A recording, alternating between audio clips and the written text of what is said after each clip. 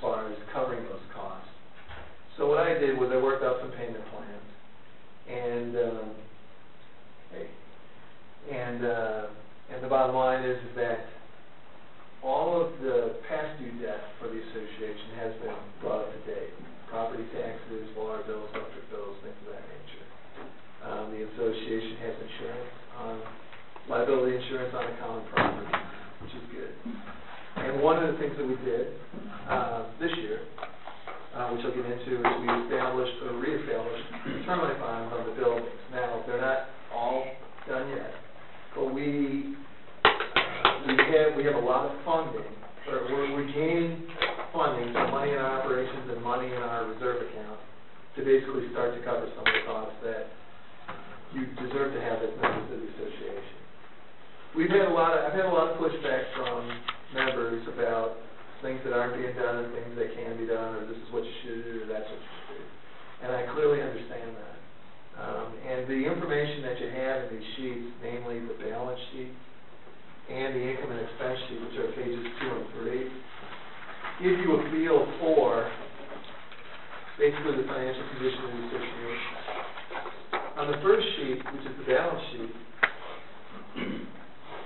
while $45,000 doesn't look like a lot of money, last year we had less than half of that, basically to run our operation. And there's the good news on that is that the association closed, transitioned 18 properties.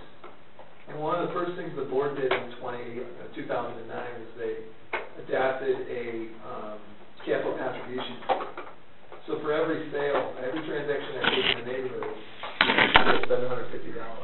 So when you bought in, you paid a capital contribution. While it's not a great thing when you're buying a home, it does help the association because it gave us basically $13,000 in additional income. The other thing that happened, they weren't all sales. They were foreclosures or transitions. We have still a lot of third-party ownership within the neighborhood.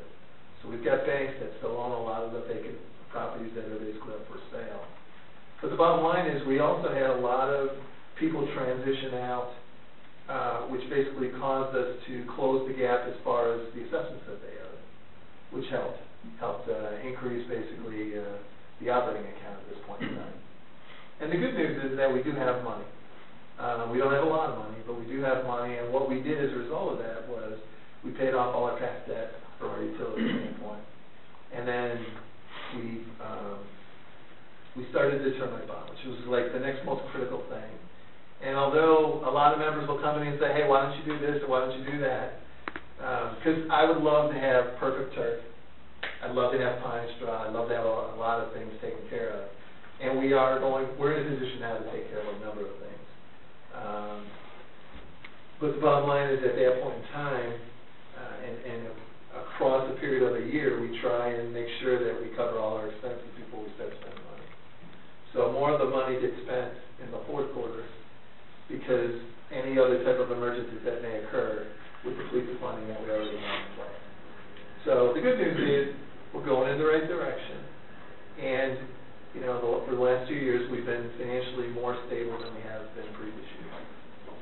As far as the future is concerned, I have been given no indication of who owns the undeveloped lots and when or at what point in time those lots will be sold